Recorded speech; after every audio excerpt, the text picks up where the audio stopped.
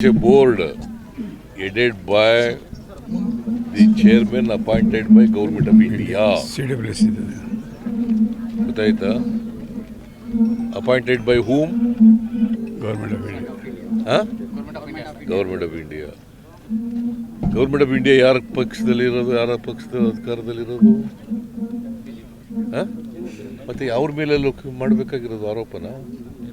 There is a board headed by the chairman appointed by Government of India.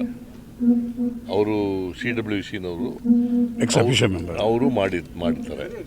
Madhya Pradesh ನಮ್ಮ ಅಧಿಕಾರಿನೂ ಕೂಡ ಇರ್ತಾರೆ, member ಇರ್ತಾರೆ. So ತೆಲಂಗಾಣದವ್ರು ಇರ್ತಾರೆ, ಆಂಧ್ರ ಪ್ರದೇಶದವ್ರು ಇರ್ತಾರೆ. ಅವರಿಷ್ಟು ಜನ ಸೇರಿ ಬೋರ್ಡ್ ಆಗಿರೋದು ಅಲ್ವಾ? ಟೀಕೆ ಮಾಡ್ತಾರೆ. ನಾನು ಅದಕ್ಕೆಲ್ಲ ರಾಜಕೀಯ ಮಾಡೋಕ್ಕೆ ಹೋಗಲ್ಲ. ಗೊತ್ತಾಯ್ತಾ?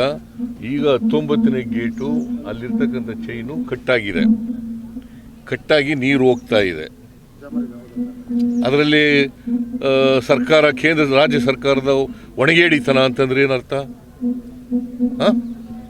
ನಾವು ಅದರ ಮೇಂಟೆನೆನ್ಸು ಅವೆಲ್ಲ ನೋಡ್ಕೊಳ್ತಕ್ಕಂಥವ್ರು, ತುಂಗಭದ್ರಾ ಡ್ಯಾಮ್ನೆಲ್ಲ ನೋಡ್ಕೊಳ್ತಕ್ಕಂಥವ್ರು ಬೋರ್ಡ್ ನೋಡ್ಕೊತಾರೆ. ತೆಲಂಗಾಣದವ್ರು ತಪ್ಪು ಮಾಡಿದ್ದಾರೆ, ಕರ್ನಾಟಕದವ್ರು ತಪ್ಪು ಮಾಡಿ ಅಂತ ಹೇಳಕ್ಕೆ ಹೋಗಲ್ಲ. ನೀರು 19ನೇ ಕ್ರಸ್ಟ್ ಗೇಟು ಅಲ್ಲಿ ಚೈನ್ ಕಟ್ಟಾಗಿ ನೀರು ಹೋಗಿದೆ.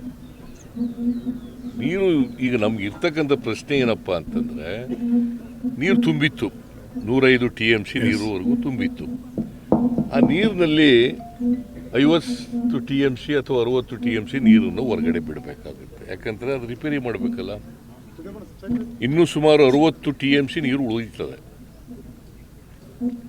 ಸೊ ರೈತರಿಗೆ ಯಾವ ಕಾರಣಕ್ಕೂ ಕೂಡ ವ್ಯವಸಾಯಕ್ಕೆ ತೊಂದರೆ ಆಗಲ್ಲ. ಗೊತ್ತಾಯ್ತಾ? ಮೊದಲನೇ ಬೆಳೆಗೆ ಯಾವ ತೊಂದರೆ ಇಲ್ಲ. ನೀರು ತುಂಬತಕ್ಕಂಥ ಸಾಧ್ಯತೆ ಇದೆ. ಗೊತ್ತಾಯ್ತಾ? ನಾವು ತುಂಬ್ತದೆ ಅಂತಕ್ಕಂಥ ಹೋಪ್ಸ್ ಇಟ್ಕೊಳ್ಳೋಣ. ಮಳೆ ಬರ್ತಾ ಇದೆ. ಯಾಕಂದರೆ ಹವಾಮಾನ ಮುನ್ಸೂಚನೆ ಪ್ರಕಾರ ಆಗಸ್ಟ್ 15 ಆದಮೇಲೆ ಮತ್ತೆ ಮಳೆ ಬರ್ತದೆ ಅಂತಕ್ಕಂಥ ನಿರೀಕ್ಷೆ ಇದೆ. ಅದರಿಂದ ಎಷ್ಟು ನೀರು ಹೋಗಿರ್ತದೆ ನದಿಗೆ, ಅಷ್ಟು ನೀರು ಮತ್ತೆ ತುಂಗಭದ್ರಾ ಡ್ಯಾಮ್ಗೆ ತುಂಬಿಕೊಳ್ತಕ್ಕಂಥ ಸಾಧ್ಯತೆ ಇರ್ತದೆ. ನನ್ನ ಪ್ರಕಾರ ನಾನು ಹವಾಮಾನ ಮುನ್ಸೂಚನೆ ಪ್ರಕಾರ ರೈತರಿಗೆ ಯಾವ ರೀತಿಯಲ್ಲೂ ಕೂಡ ತೊಂದರೆ ಆಗಬಾರ್ದಾಗಿ ನೋಡ್ತೀನಿ.